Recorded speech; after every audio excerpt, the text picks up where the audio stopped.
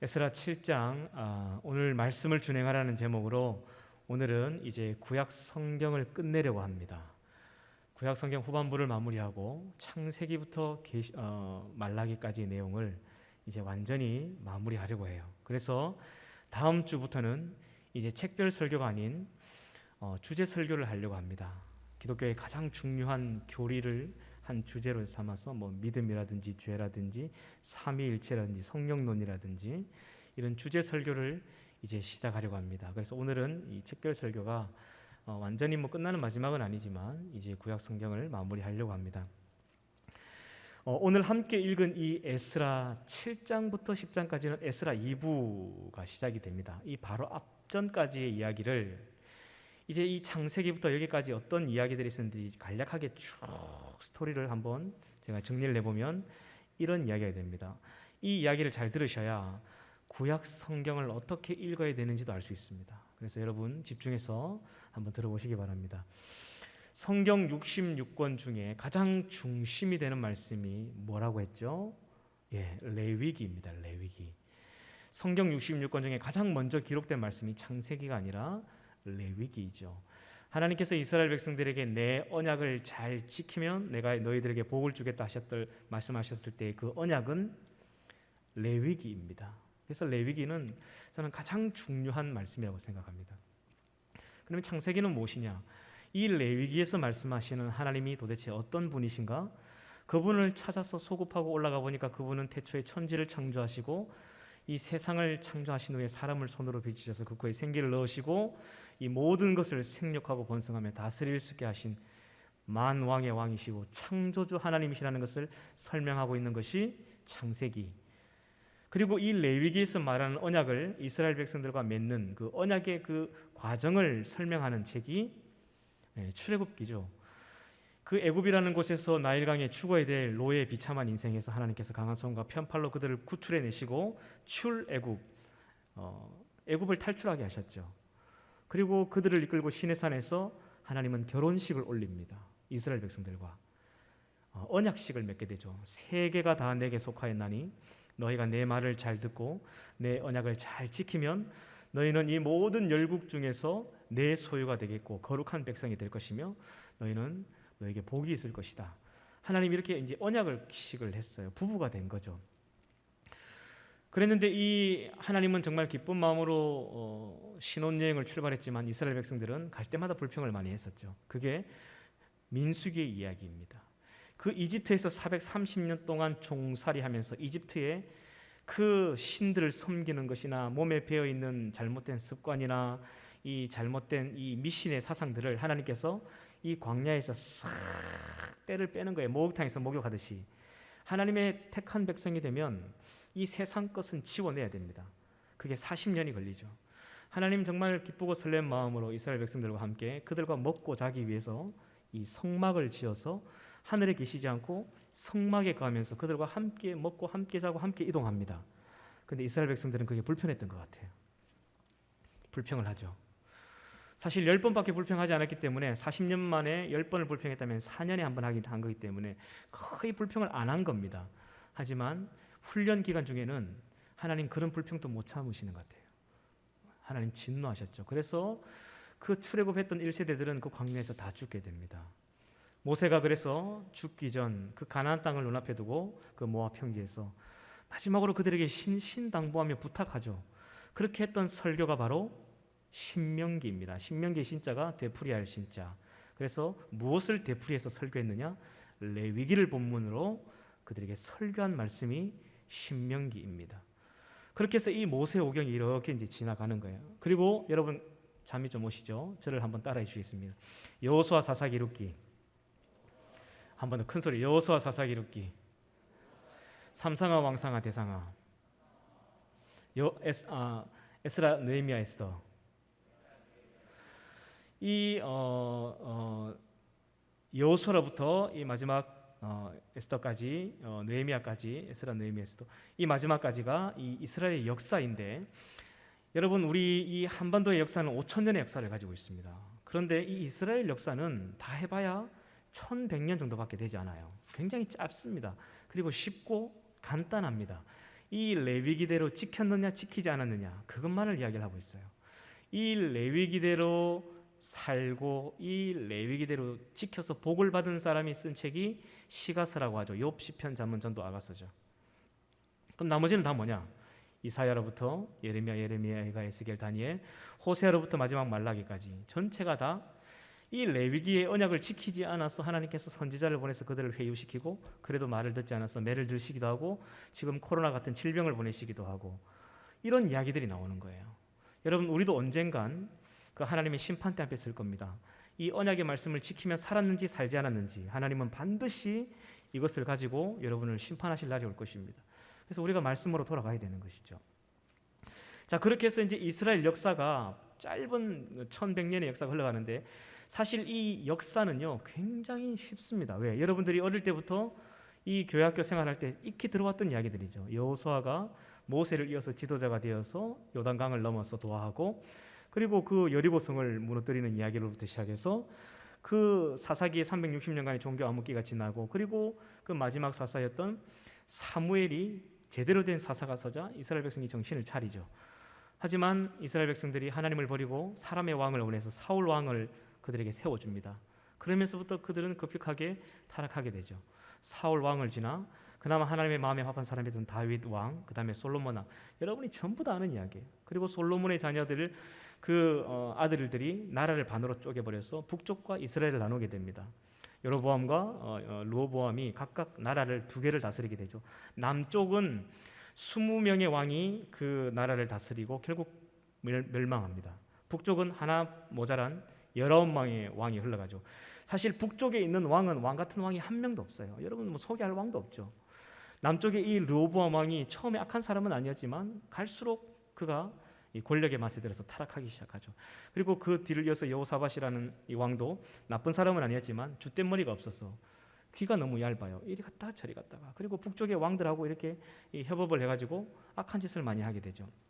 그리고 요아스와 아마샤라는 왕도 나쁜 왕은 아니었지만 하나님의 말씀을 알지 못하니까 바른 정치를 하지 못하는 거예요. 여러분 기억하세요. 앞으로 정치를 하실 분들, 국회의사당으로 가실 분들은 말씀을 바로 알아야 제대로 된 정치가 나옵니다. 확실합니다. 이스라엘 역사에서 이것을 우리에게 교훈해주고 있는 것이죠. 우시아라는 왕이 있죠. 남유다에. 그는 처음에는 나쁜 사람이 아니었습니다. 하지만 그가 나중에는 하나님의 자리를 자기가 넘보기 시작하고 제사장이 드려야 되는 예배를 자기가 가로채갖고 내가 예배를 드리겠다면서 나와라 이래가지고 결국 그는 몸이 썩어 문둥이가 되어서 별궁에서 죽을 때까지 나오지 못하고 죽게 됩니다. 그리고 요담이라는 왕, 악한 사람은 아니었지만 정치 기간이 짧고 그도 하나님의 말씀을 잘 알지 못했습니다. 우리가 잘 아는 히스기야, 참 기도의 왕이었다고 생각했지만 그도 늙어갈수록 추태를 부리고 별로 좋지 않은 왕이었습니다. 우리가 성경을 정확하게 봐야 됩니다. 요시아라는 왕이 이스라엘 역사 전체에 전무후무한 다윗 같은 왕이었죠. 하나님 이 요시아 때문에 그 마음이 조금 풀어집니다. 하지만 그도 죽고 나니까 다시 원점으로 돌아가 버리는 거예요. 이렇게 해서 이스라엘 역사가 그냥 어떻게 끝이 없는 나락으로 내려갑니다. 하나님께서 엘리사와 엘리야라는 능력의 종들을 보내서 막 하늘에서 불을 떨어뜨리는데도 정신을 차리지 못하죠. 그래서 이 말 안 듣는 이스라엘 백성을 놔두고 차라리 요나를 부릅니다. 요나, 열왕기하 14장에 요나 come here. 그래서 왜 차라리 이 백성 놔두고 다른 나라에 가서 너 복음을 전해봐라 하니까 니느의 땅에 가서 개떡같이 복음을 전했는데 찰떡같이 알아듣고 왕으로부터 가축에까지 전부 다 전무후무한 회개가 일어나죠. 하나님 너무 속여서 다시 아모스를 보내줘. 야 다시 가봐.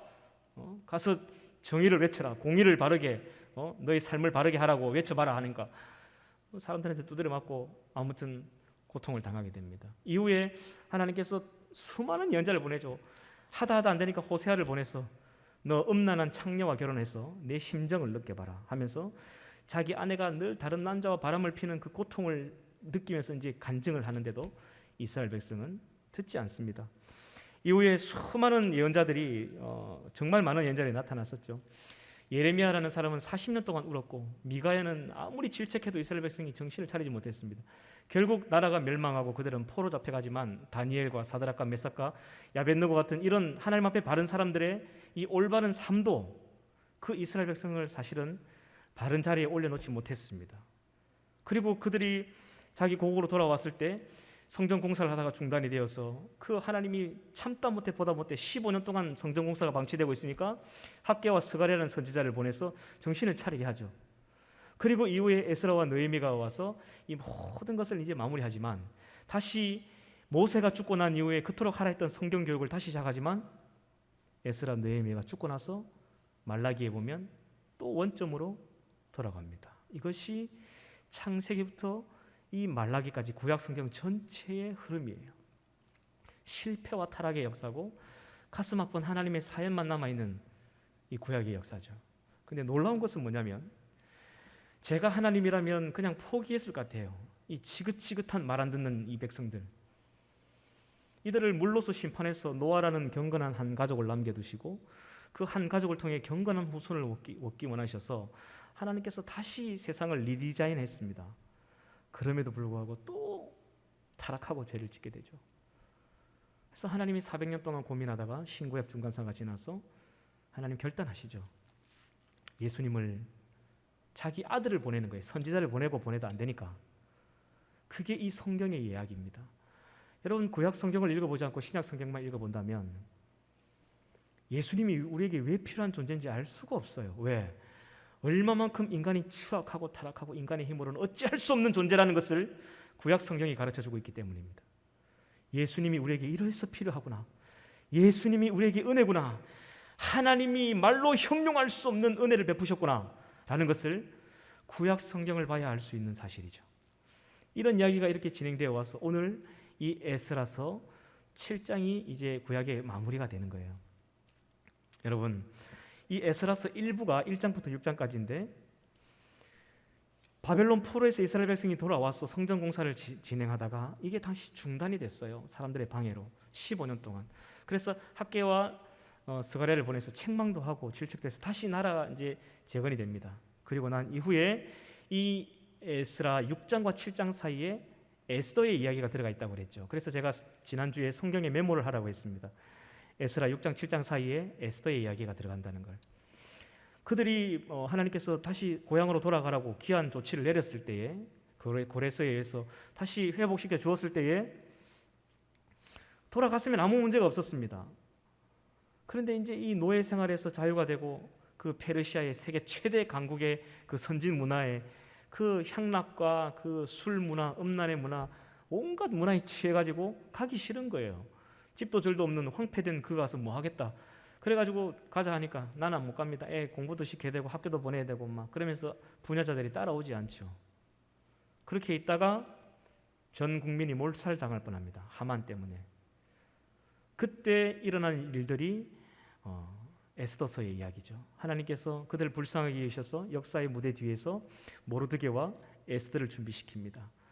왕후가 될 수 없는 조건에 있는 천한 이방의 이름도 나라도 없는 한 여인이었습니다. 페르시아는 당시에 127개의 나라를 다스리던 주변국들의 공주들만 해도 127명이에요.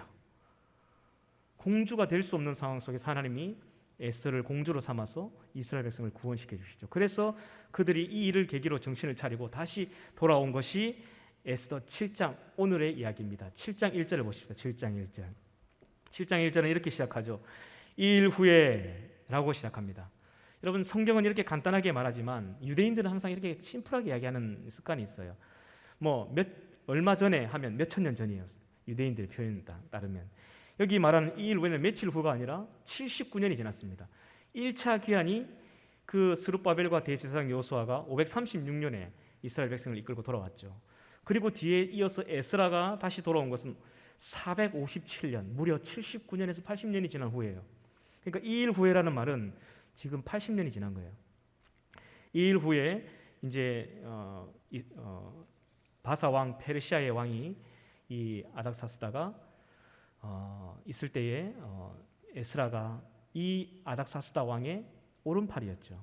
당시에 이 아닥사스다 페르시아의 왕의 법률 고문관이었습니다. 여러분, 지난주에도 제가 설명드렸지만 이 아닥사스다 왕은 정확한 풀네임은 아르타크세르크세스 롱기마누스 1세입니다. 이게 너무 길어서 우리 할아버지 목사님들이 성경을 번역하다가 아르타크세르크세스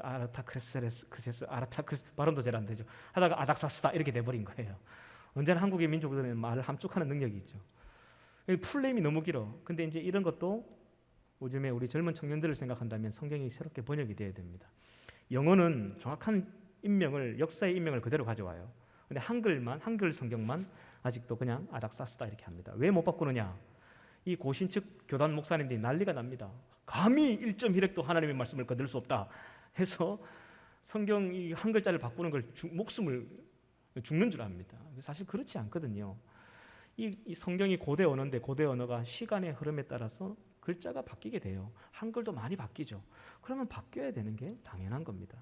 그게 이상한 게 아닌데 그걸 너무 심각하게 받아들이기 때문에 번역이 일어나지 않고 있는 건데요. 여러분 이 중에 성경을 번역하는 학자가 나온다면 참고하시기 바랍니다. 자, 1절 계속해서 보면 이 일 후에 바사왕 아닥사스다가 왕위에 있을 때에 에스라라 하는 자가 있으니, 지금 에스라 자신이 글을 쓰면서 자신을 마치 3인칭처럼 이야기합니다. 이 전지적 3인칭 작가 시점이라고 하나요? 그렇게 지금 글을 쓰고 있는데 자신을 아주 거창하게 소개하죠. 7장 1절에서 5절입니다. 제가 읽어보겠습니다. 자기를 어떻게 소개했는지 들어보세요. 이 일 후에 바사왕 아닥사스다가 왕위에 있을 때에 에스라라 하는 자가 있으니라. 그는 스라야의 아들이요 아사라의 손자요 힐기야의 증손이요 살룸의 현손이요 사독의 5대손이요 아이돔의 6대손이요 아마리아의 7대손이요 아사라의 8대손이요 무라요스의 9대손이요 스라이야의 10대손이요 우시엘의 11대손이요 북기의 12대손이요 아비소의 13대손이요 비느하스의 14대손이요 엘르아살의 15대손이요 대제사장 아론의 16대손이라. 왜 이렇게 자신을 거창하게 소개하냐면, 여러분 한번 생각해 보세요. 1차 귀환한과 2차 귀환 사이가 80년이 지났습니다.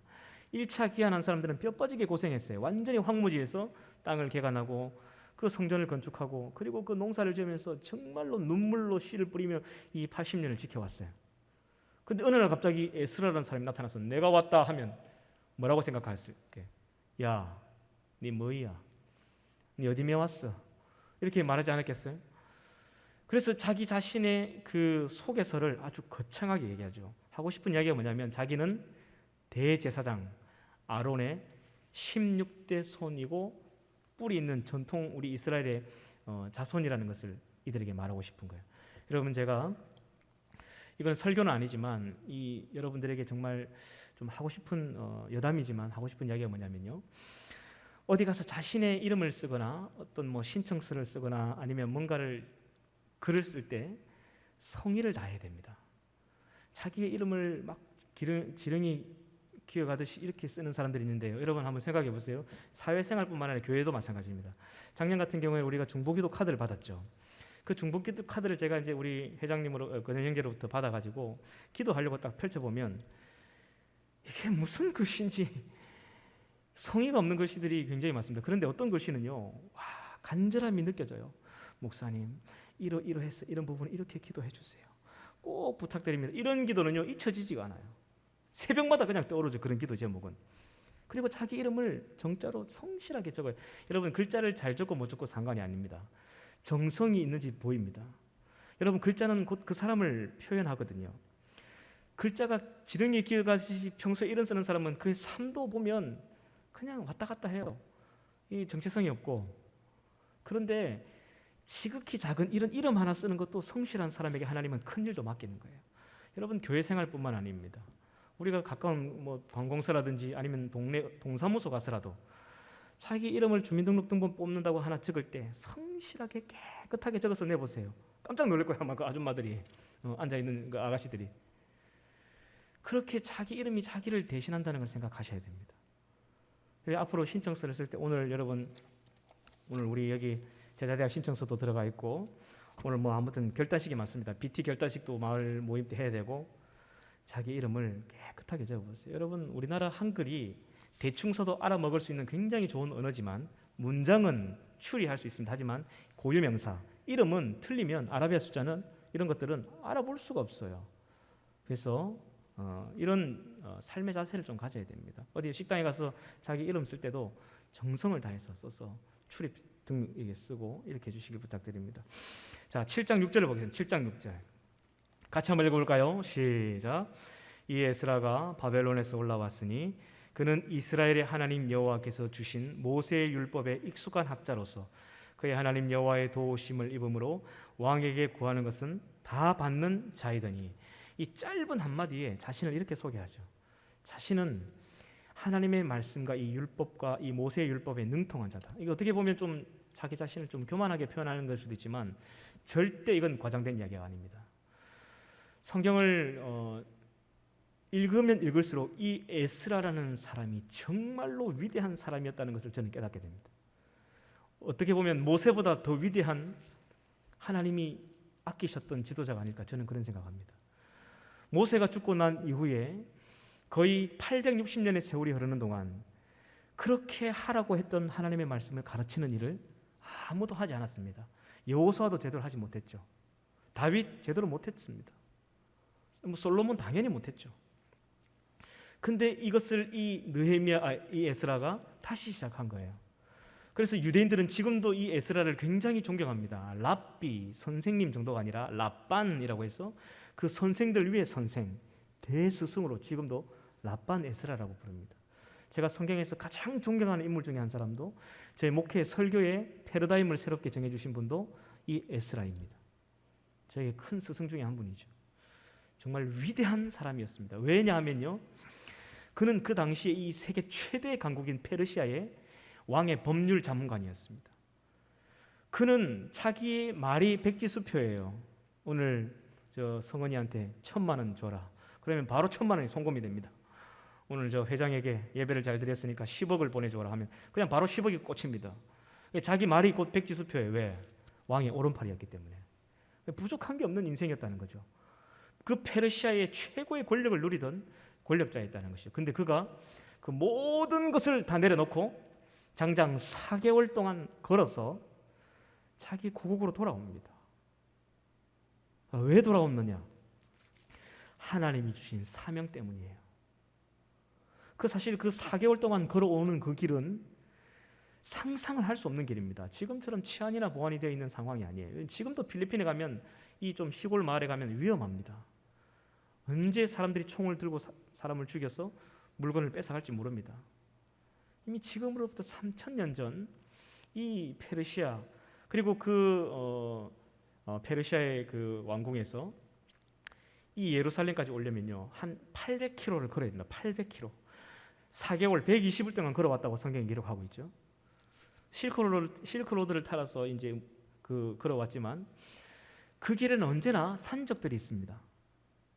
그러니까 언제 죽을지 몰라요. 여기 7절에 보면 몇 명이 올라왔다고 되어 있지만 이 몇 명도 이스라엘 백성들은 이렇게 좀 심플하게 표현하는데요. 1,800명이 올라온 거예요. 1,800명.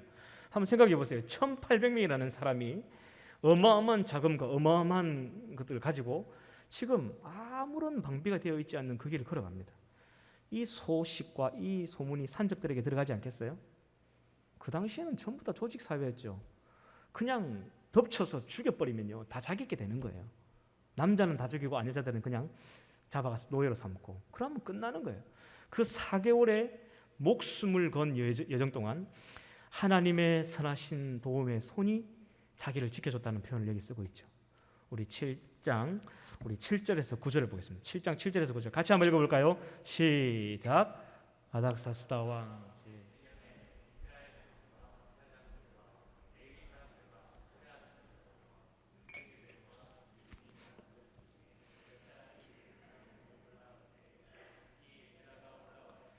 왕의 제7년 다섯째 달이라 첫째 달 초하루에 바벨론에서 길을 떠났고 하나님의 선한 손에 도우심을 입어 다섯째 달 초하루에 예루살렘에 이르니라. 아멘.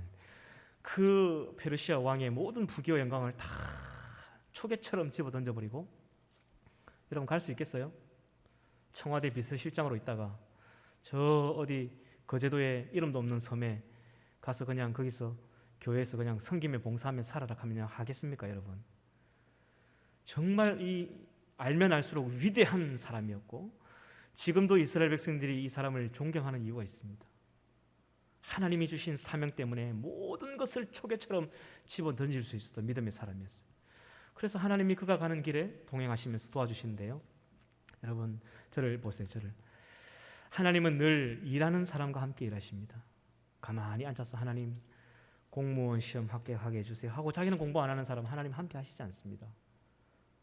그 페르시아에 앉아서 하나님 이스라엘 백성들을 도와주세요 기도만 한다고 하나님 도와주지 않습니다. 그가 나서서 그 모든 영광을 초계처럼 집어 던져버리고 자기 고국의 백성들에게 하나님의 말씀을 전하기 위해서 가니까 하나님께서 선하신 손이 함께 하였다라고 하죠. 우리의 삶에도 마찬가지예요. 하나님은 언제나 일하는 자와 함께 하십니다. 하나님은 행동하는 자를 좋아하십니다. 어디에서 어떤 모양으로든지 하나님은 항상 일하면서 자기 자리에서 최선을 다하면서 기도하는 사람을 이뻐하시는 것 같아요. 그래서 여러분 일하는 여러분들 되길 바라고, 여러분이 일할 때 그 여러분의 기도를 들으시고 하나님의 선하신 손길 여러분의 인생 가운데 넘치시길 축복합니다. 그렇게 해서 이제 만 4개월이 걸려서 걸어왔는데 여러분 여기까지 걸어온 것은 하나님 주신 사명 딱 한 가지입니다. 10절에 그 사명이 기록되어 있습니다. 오늘 말씀의 제목이기도 하죠. 같이 한번 읽어보고 여러분 줄을 좀 끊으셨으면 좋겠습니다. 7장 10절 시작. 에스라가 여호와의 율법을 연구하여 준행하며 율례와 규례를 이스라엘에게 가르치기로 결심하였더라. 아멘. 이제 제가 말씀을 마무리하도록 하겠습니다. 여러분 오늘 다른 결심하지 말고 여러분 이 결심하셨으면 좋겠습니다. 하나님의 말씀을 배워야 되겠다. 그리고 그 말씀대로 준행하며 살아야 되겠다. 여러분 이 결심을 했으면 좋겠습니다. 구약의 창세기로부터 구약 말라기까지 모든 역사가 딱 한 가지를 지키지 않아서 저주받은 인생이었죠. 그것은 하나님의 언약의 말씀을 지키지 않았기 때문입니다. 이스라엘 백성들이 자처한 일이었죠. 하지만 그 언약을 지키고 말씀대로 산 사람은 하나님이 이 세상 사람들 앞에 높여주는 부귀와 존귀와 영광을 받았습니다. 다윗, 솔로몬, 사무엘. 하나님이 이 말씀을 준행하며 살았던 사람들은요 상상할 수 없는 복과 은혜를 주셨습니다. 그들이 쓴 책이 욥, 시편, 잠언, 전도, 아가서죠. 그래서 구약 성경 BT를 해갈 때에 이 역사의 이 시가서 5권은 빼도 됩니다. 그냥 따로 하루에 한 장씩 묵상하며 읽으시고 잠언 같은 말씀들이나 전도서 같은 말씀들을 하루에 한 장씩 읽어보세요. 하나님의 놀라운 지혜가 여러분들에게 임할 것입니다. 할렐루야. 그래서 이 구약 성경을 읽어가다가 이 역대 상하서 같은 경우에도 제외해도 상관없습니다. 오늘 여러분 마을장들이 여러분들에게 이 설명을 할 텐데요. 여기 나눠준 용지에 보면 성경 구약 성경 읽어가는 2가지 방식이 있습니다. 첫 번째가 일반적인 방식이고 두 번째는요 역사의 순서대로 여러분들에게 가르쳐 주는 것인데요. 오늘 마을장님들이 다 설명을 해줄 겁니다. 여러분 여기 역대 상하서 같은 경우에도 에스라가 다시 70년 만에 고국으로 돌아와 보니까 민족의 뿌리가 없는 거예요. 정체성이 없는 거예요. 내가 누구인지를 모르는 거예요. 그리고 다시 힘드니까 자기 그 페르시아로 돌아가 버리는 거예요. 그래서 그 민족의 족보를 찾습니다. 하나님으로부터 아담으로부터 내려오는 모든 족보를 다 찾아서 역대상서를 기록하죠. 그래서 역대상서 1장부터 9장까지의 내용이 전부 족보예요. 한국 사람은 우리는 별로 중요하지 않은 족보지만 이스라엘 백성들은 목숨처럼 중요하게 생각하는 족보입니다. 자기는 하나님의 혈통이라는 거예요. 하나님이 세운 하나님의 사람들의 혈통이라는 거예요. 그리고 그 이스라엘이 가장 흥왕할 때에 다윗과 솔로몬의 시대를 중심으로 다시 스토리를 씁니다. 다윗과 솔로몬이 잘못한 실수는 잘 적지 않아요. 좋았던 것, 그 이스라엘의 영광을 다시 회복하기 위해서. 그래서 이 사무엘 상하와 열왕기 상하의 내용이 중복되기 때문에 패스하고 그냥 읽어도 돼요. 그래서 구약 BT를 속도가 빨라지기 시작하면 3일에 1독이 가능합니다. 구약 같은 경우에는 욥, 시편, 잠언, 전도, 아가서 빼고 역대, 상하서 빼면요 거의 3분의 1가량이 빠져버립니다. 그래서 빨리 할 수 있어요. 충분히 읽어갈 수 있습니다. 어제 우리 리더 교육하면서 우리 팀장들 전부 다 작정식 했습니다. 2022년 올해 연말까지 5독, 내년 2022년 12월 30일까지 20독 전부 작정했습니다. 제가 지켜보고 두 눈 시퍼렇게 뜨고 지켜보고 있겠습니다. 오늘 여러분 마을 모임 할 때 작정식 할 텐데 여러분 기억하세요. 이스라엘 백성들이 그 오랜 세월 동안 왜 고난과 고초의 시간을 겪었느냐? 하나님의 말씀을 준행하지 않았기 때문입니다. 그리고 오늘 이 본문에 보면 이 말씀을 준행하기 전에 먼저 선행되어야 될 게 하나가 있어요. 그게 뭐냐면 말씀을 연구하는 거예요. 우리가 배워야 됩니다. 여러분, 교회 30년 다닌다고 성경을 알까요? 모를까요? 네, 조금은 알겠지만 잘 몰라요. 우리 교회 오래 교회 다니신 권사님, 안수집사님, 장로님 포함 목사님들도 마찬가지겠죠. 성경을 제대로 체계적으로 배우지 못했습니다. 왜? 먹고 살기 너무 바빴기 때문이죠. 그래서 저는 모든 교인들이, 어른들부터 교회 학교만 공부시키는 게 아니라 성인들도 교육을 다시 시작해야 된다고 생각합니다. 그래서 이제 제가 청년부 부임한 이후로 1년 6개월 동안 너무 하고 싶었지만 하지 못했던 이 성경대학을 시작하려고 합니다. 지금까지 한국교회 많은 제자대학은 교제대학이었어요. 교제대학. 교제는 사람이 만든 거기 때문에 언제나 불완전합니다. 근데 이 제자 훈련을 하면서 교제만 가지고 하니까 이 교제에 질려버렸어요. 한국교회 교인들이. 또 교제 가지고 하나. 성경을 알고 싶은데 그 교제 장사하는 게 교제 장사, 공과 장사하고 모든 잡다한 건 다 집어 던져버리고 하나님이 만든 최고의 교제, 완벽한 교제, 이 성경을 가지고 1년 안에 창세기부터 계시록까지를 완전히 끝내버리려고 합니다. 제가 하는 책별 설교를 여러분 1년 6개월 동안 들어오셨기 때문에 충분히 가능할 겁니다. 제가 처음 부임하자마자 이것을 못했던 이유는 뭐냐면 아무도 성경 읽는 훈련이 안 돼 있던 거예요. 성경을 읽어본 청년들이 없어요. 이야기를 들어보니 제대로 된 일독을 해본 사람이 없어. 그래서 작년 5월부터 시작했던 게 BT, 신약성경 BT였죠. 바이블 출입. 그냥 생각하지 마, 묵상하지 마, 읽어, 큐티하지 마, 성경 읽어. 그래서 읽기 시작해서 오늘 광고에 보시면 청년부가 작년 5월달부터 지금까지입니다. 그 전부터 한 게 아니고 5월달부터 지금까지 496독을 했습니다. 우리 하나님께 영광의 박수를. 할렐루야. 역사적인 날이라고 저는 생각합니다. 곧 500독이 채워집니다. 그리고 이제 구약으로 오늘부터 BT가 넘어갈 텐데 하나님의 말씀을 읽으면요 어떤 일들이 벌어지냐면 여러분 수련회 가서 은혜를 받은 건 3일이면 끝납니다. 거기 가서 성령 충만 받고 방언 받고 와도 일주일 지나면 다시 또 재짓고 앉아있는 자기의 모습을 보게 돼요. 그런데 놀라운 것은 성경을 읽기 시작하면요 하나님의 살아있는 말씀이 나를 수술하기 시작합니다. 뭐 한다고요? 수술. 저는 이걸 성령 수술이라고 해요.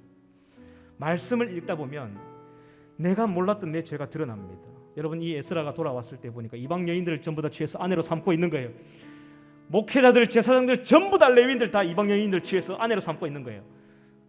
에스라가 대노하죠. 이것은 죄다. 그리고 그 이방 여인을 전부 다 쫓아내보냅니다. 이미 자식까지 나온 사람들도 있었어요. 다 쫓아내버려버립니다. 그리고 이스라엘 역사에 단 한 번도 있지 않았던 전무후무한 개혁을 시작합니다. 말씀 개혁이죠. 그때부터 지금까지 이스라엘 백성들은 지금도 말씀을 읽습니다.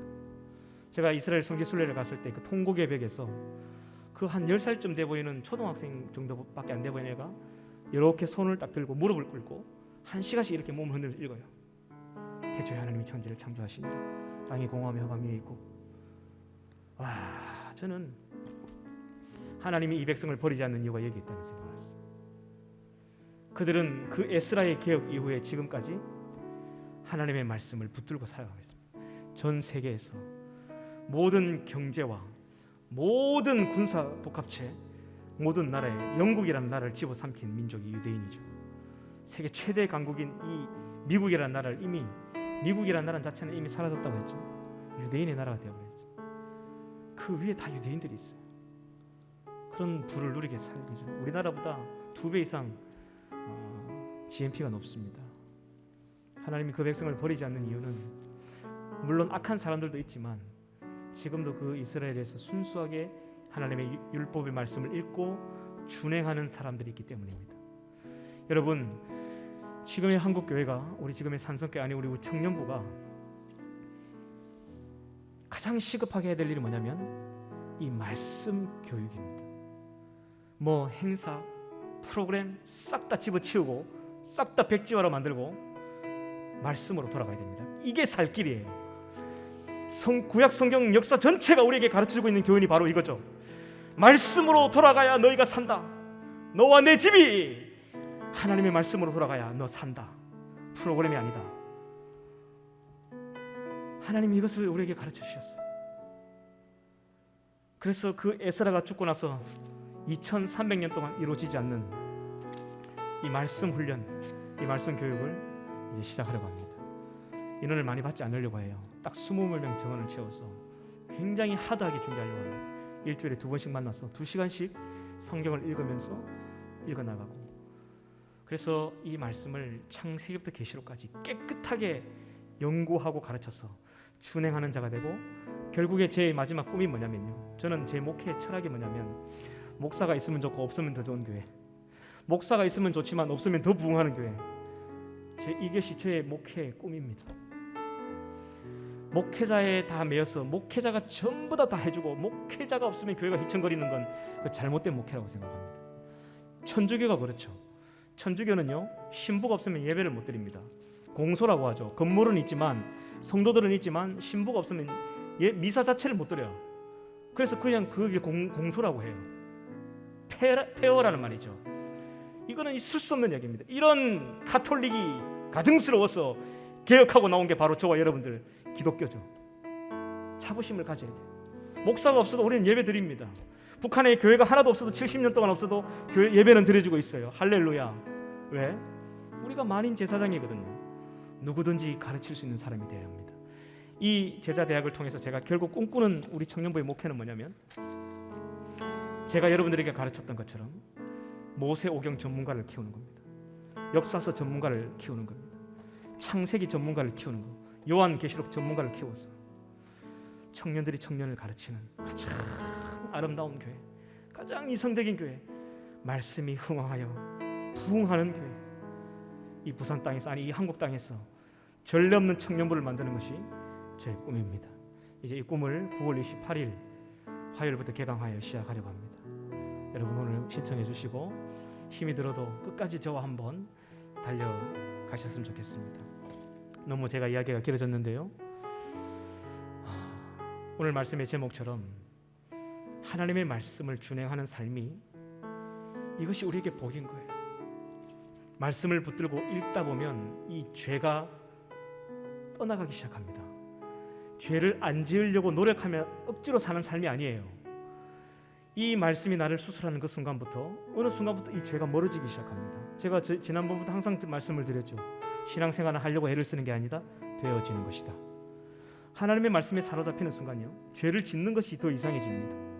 죄가 자연스럽게 멀어지고, 이 하나님의 말씀에 사로잡혀서 그 말씀에 이끌려 다니는 삶이 얼마나 충격적으로 감격적인지, 이 하나님의 말씀을 씹고 뜯고 맛보고 즐기고 하시는 저와 여러분들을 축복합니다.